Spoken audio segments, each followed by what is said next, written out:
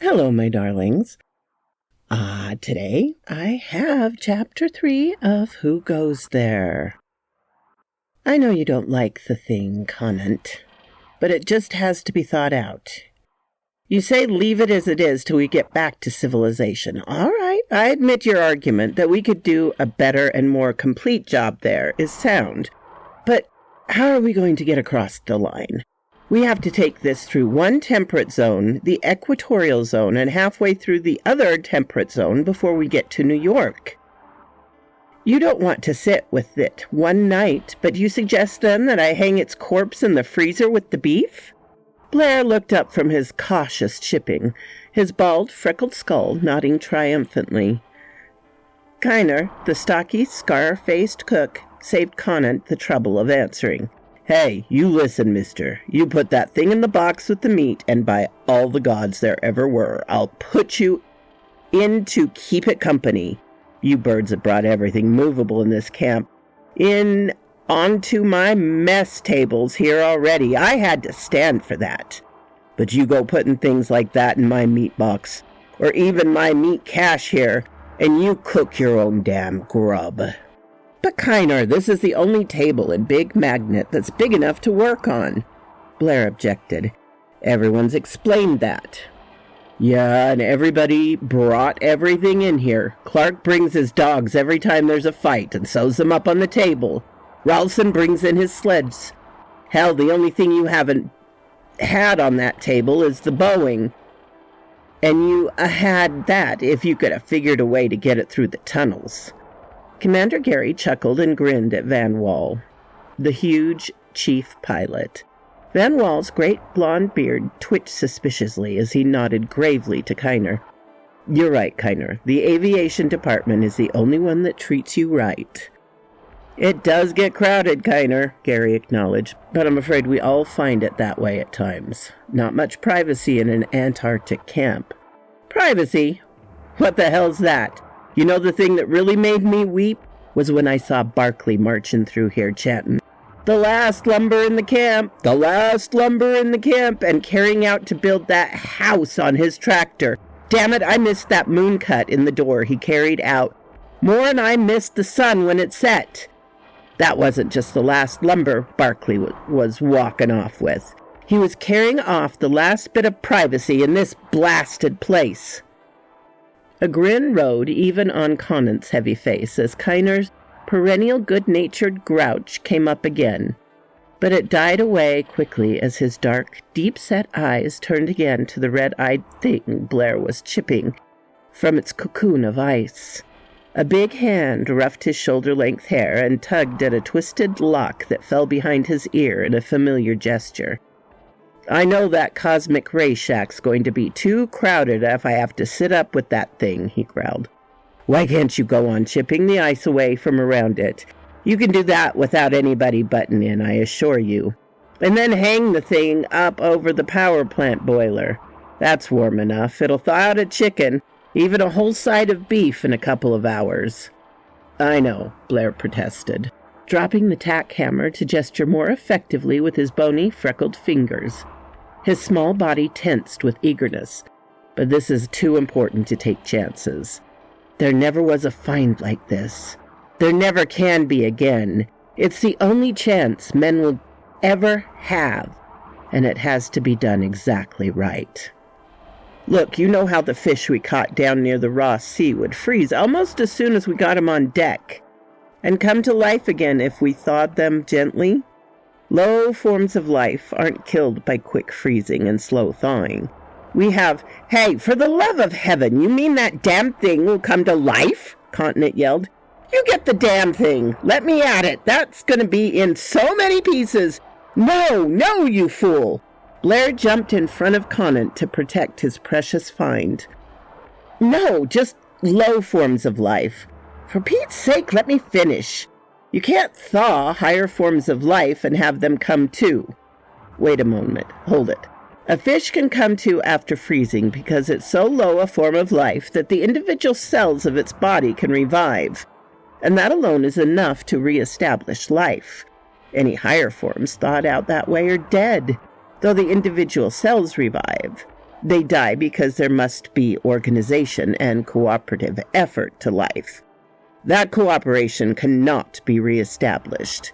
There's a sort of potential life in any uninjured, quick-frozen animal, but it can't, under any circumstances, become active life in higher animals. We know this is wrong. The higher animals are too complex, too delicate. This is an intelligent creature, as high in its evolution as we are in ours, perhaps higher. It is as dead as a frozen man would be. How do you know? Demanded Conant, hefting the ice axe he had seized a moment before. Commander Gary laid a restraining hand on his heavy shoulders. Wait a minute, Conant. I want to get this straight. I agree there's going to be no thawing of this thing if there is the remotest chance of its revival. I quite agree it is much too unpleasant to have alive. But I have no idea there was the remotest possibility. Dr. Copper pulled his pipe from between his teeth and heaved his stocky dark body from the bulk that he had been sitting in. Blair's being technical. That's dead. As dead as the mammoths they find frozen in Siberia. Potential life is like atomic energy. There, but no one can get at it. It certainly won't release itself, except in rare cases. As where is radium in the chemical analogy? We have all sorts of proof that things don't live after being frozen, not even fish, generally speaking, and no proof that higher animals can under any circumstances. What's the point, Blair? The little biologist shook himself. The little ruff of hair standing out around his bald pate waved in righteous anger. The point is, he said in an injured tone, that the individual cells might show the characteristics they had in life, if it's properly thawed. A man's muscle cells live many hours after he had died. Just because they live, and a few things like hair and fingernail cells still live. You wouldn't accuse a corpse of being a zombie or something. Now, if I thaw this right, I may have a chance to determine what sort of world it's native to. We don't and can't know by any other means, whether it came from Earth or Mars or Venus, or from beyond the stars. And just because it looks unlike men, you don't have to accuse it of being evil or vicious or something. Maybe that expression on its face is equivalent to resignation of fate. White is the color of mourning to the Chinese. If men can have different customs, why can't a so different race have different understandings of facial expressions? Conant laughed softly, mirthlessly. Peaceful resignation. If that's the best it could do in the way of resignation, I should exceedingly dislike seeing it when it looked mad. That face was never designed to express peace. It didn't have any physiosophical thoughts like peace in its makeup. I know it's your pet, but be sane about it.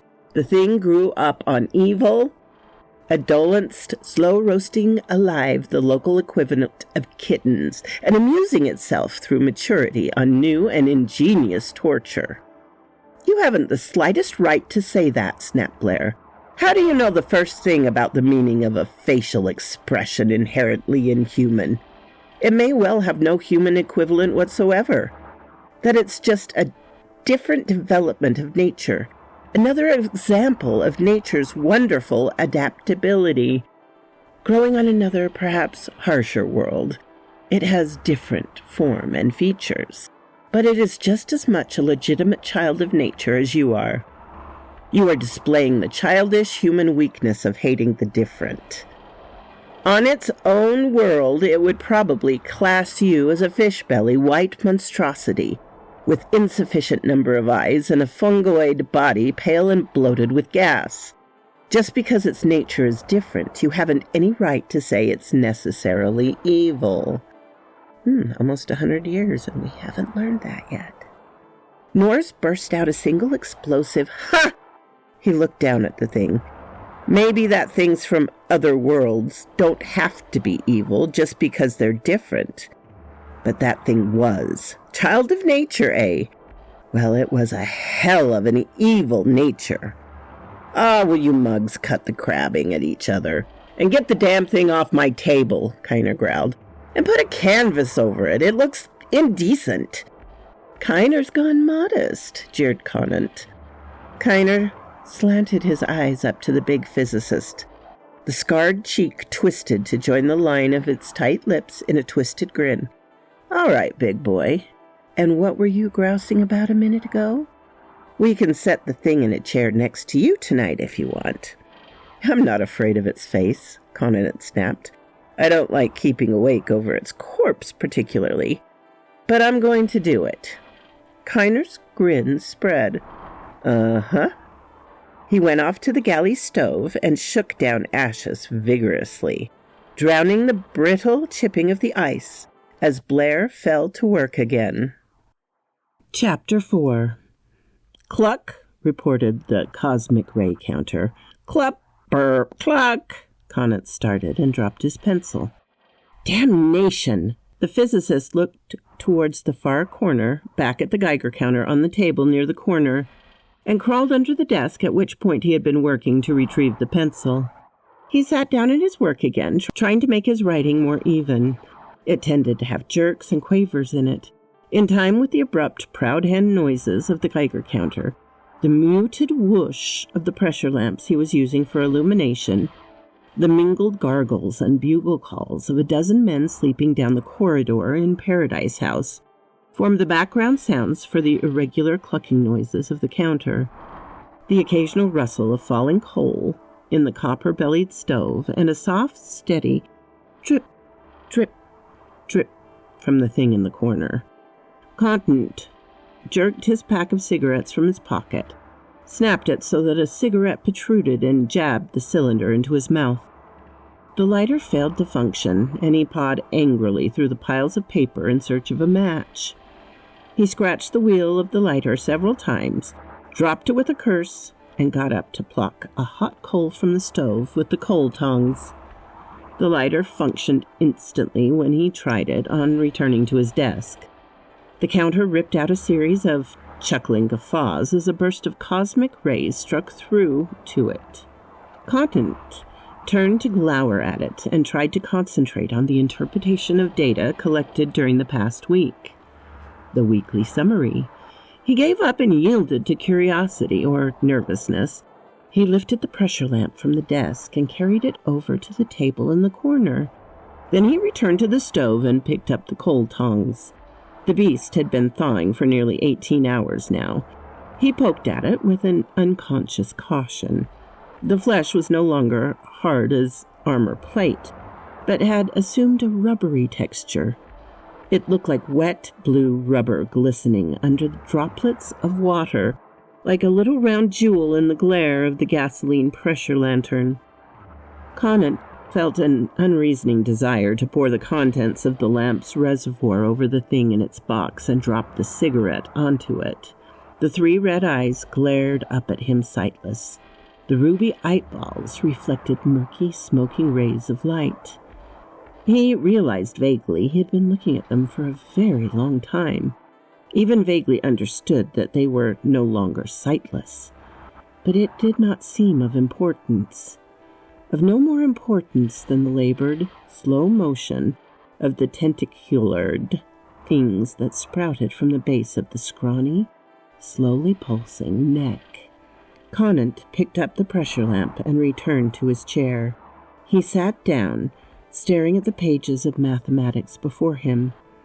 The clucking of the counter was strangely less disturbing, the rustle of the coals in the stove no longer distracting. The creak of the floorboards behind him didn't interrupt his thoughts as he went about his weekly report in an automatic manner, filing in columns of data and making brief summarizing notes. The creak of the floorboard sounded nearer. Silkwoth, this raven. My darlings, I do hope you're all having a lovely week, and I'll see you next time. Thank you for being patient with me. I know it's slow going getting back, but I'm working on it. Bye-bye.